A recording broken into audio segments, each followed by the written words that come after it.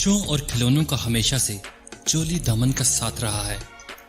बचपन में इन खिलौनों के साथ बसाई जाने वाली दुनिया बच्चों की सोच की अक्कासी करती है। इन खिलौनों में कुछ ऐसे भी हैं जो बच्चों की ज़हनियत पर मनफी असरात डालते हैं। ऐसे खिलौनों के साथ खेलने का रुझान अमूमन लड़कों में ज्यादा पाया जाता है। आज की इस वीडियो में हम जायजा लेंगे असला नुमा खिलौने, प्ले स्टेशन और वीडियो गेम्स के इस्तेमाल से बच्चों की नफ्सियात पर क्या असरात होते हैं, और आपको एक ऐसे बच्चे की कहानी भी सुनाएंगे जो कम उम्री में ही अपने दोस्त के कत्ल का सबब बना।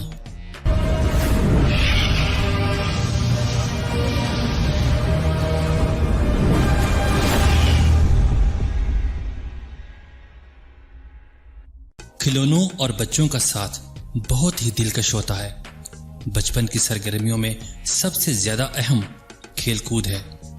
खिलौनों के साथ लगाव एक फितरती अमल है। ये खिलौने बच्चों के जहन की अक्कासी भी करते हैं। इन्हीं खिलौनों की वजह से बच्चों में जिनसी शनाख्त का एहसास भी उजागर होता है। यही वजह है कि लड़के और लड़कियों के खिलौने अलग अलग होते हैं।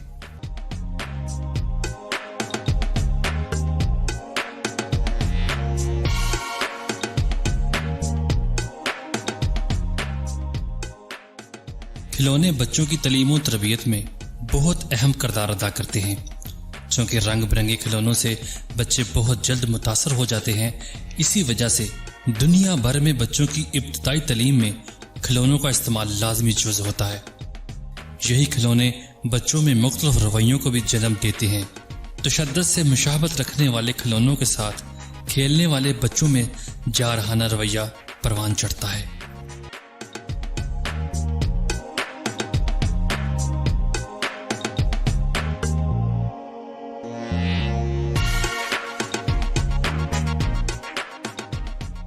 खिलौनों के मुस्बत इस्तेमाल के साथ साथ इनके मनफी पहलू भी होते हैं।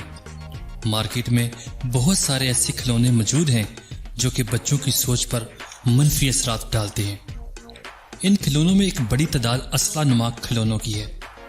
अफसोस की बात तो यह है कि वालिदैन बहुत शौक के साथ ये खिलौने अपने बच्चों को तोहफे में देते हैं। इन असला नुमा खिलौनों का इस्तेमाल असल असला की तरह ही होता है, जिसकी वजह से बचपन से ही बच्चों में बंदूक से प्यार पैदा हो जाता है।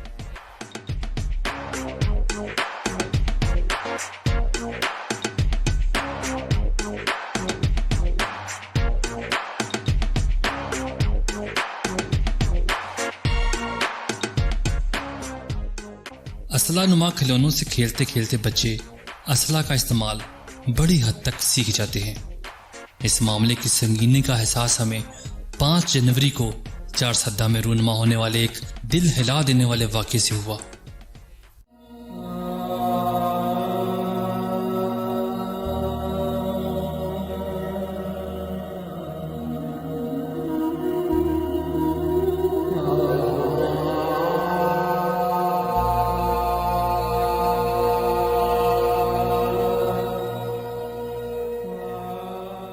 यह है दुर्रे खील शेरपाव, जो कि जिला चारसद्दा में वाक़ है। चंद रोज कबल यहाँ 7 साला ज़िशान खान अपने 8 साला दोस्त जवाद खान के हाथों खेल ही खेल में गोली लगने से कत्ल हुआ। ज़िशान और जवाद स्कूल से वापसी पर ऐसे ही गलियों में खेलकर वक्त गुजारते थे। 4 जनवरी की शाम को भी ये दोनों बच्चे गली में खेलने के बाद जवाद के घर गए। वहां इन बच्चों ने आपस में चोर सिपाही का खेल खेलना शुरू किया। किसे मालूम था ये चोर सिपाही का खेल दोनों घरों में सफाए मातम बिछा देगा। इसी खेल के दौरान जवाद ने वालिद के असली पिस्तौल को खिलौना पिस्तौल समझकर ज़िशान के सर पर गोली मारी और यूं ज़िशान अपनी जान से हाथ धो बैठा और जवाद नासमझी की उम्र में ही कातिल बन गया।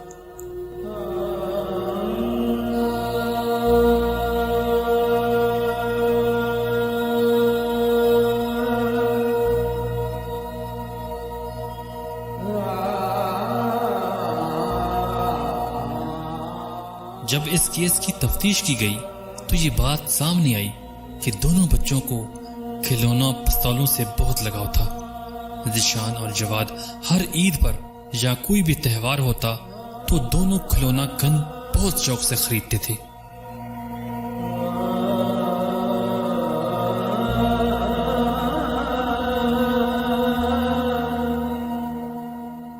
मकतूल ज़ीशान बदकिस्मत अब्दुल अमीन और इशरत का एक ही बेटा था।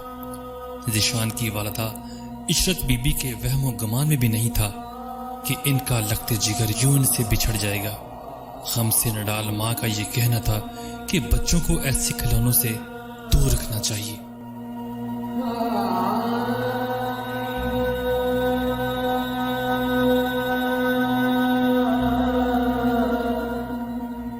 ज़ीशान के वालिदैन जवाद को बेगुनाह करार दे रहे हैं, लेकिन जवाद के वालिदैन की इस बेहसी पर भी खफा है।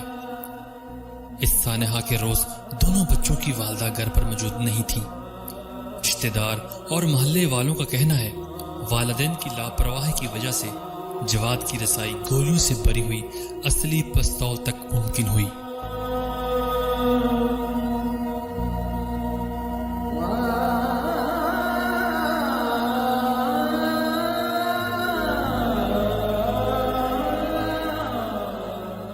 क्या बच्चों को ऐसे असला नुमा खिलौनों से खेलने की इजाजत देनी चाहिए? अपनी राय का इजहार कमेंट्स बॉक्स में जरूर कीजिएगा।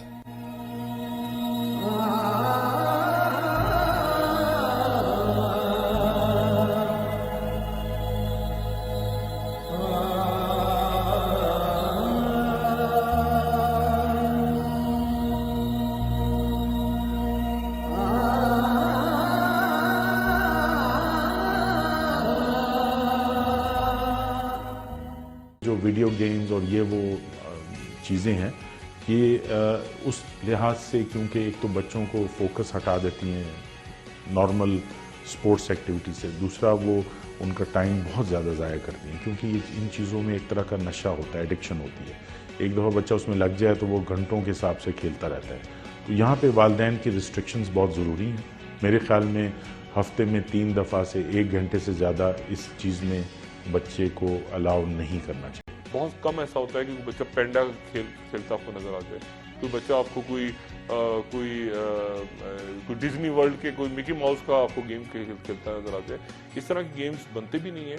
बनते वही ज़्यादा गेम्स हैं जो वायलेंट होते हैं बदकिस्मती से, और वायलेंट गेम्स खेलने के नतीजे में बच्चे खुद अल्टीमेटली अपने आप तसव्वुर करते हैं कि हम भी उस वायलेंस।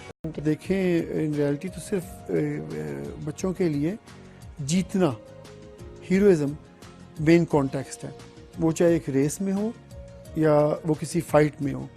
सो उसकी वजह से जो मिजाज बन रहा है लोगों की, जो साइकोलॉजी है, वो ये जब हम फिल्में बनाते हैं और फिल्में देखते हैं जिसमें जो एक हीरो है जिसने गन उठाई हुई है और वो पूरे इलाके को बचाता है या कुछ लोगों को मारने जाता है और फिर वो आखिर में जो है वो फातेह वापस आता है, तो वो जो कॉन्टेक्स्ट है वायलेंस की परपेचुएशन का, वो इसका एक बहुत बड़ा सबब है। बच्चा पैदा होता है तो आप उसको सेग्रीगेट कर रहे हो कि ये लड़का है, ये पिंक कलर नहीं पहन सकता, ये लड़की है, ये काम नहीं कर सकती। जब आप उसकी सेग्रीगेशन शुरू कर देते हो तो फिर उस सेग्रीगेशन का ही हिस्सा होता है कि लड़के को ये बताना कि तुम मर्द हो, तुमने मर्दों की तरह करना है।